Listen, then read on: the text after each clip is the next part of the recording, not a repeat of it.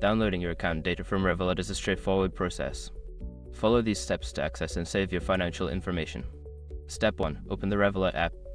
Launch the Revolut app on your mobile device. Ensure you are logged into your account with your credentials. Step 2. Navigate to the Profile section. Tap on the profile icon located in the top left corner of the app. This will take you to your account settings and profile options. Step 3. Access the Data Export option. Scroll down and look for the Data Export or Account Data option in the Settings menu. Tap on it to proceed to the Data Download section. Step 4. Choose the data type and format. Select the type of data you wish to download, such as transaction history or account statements.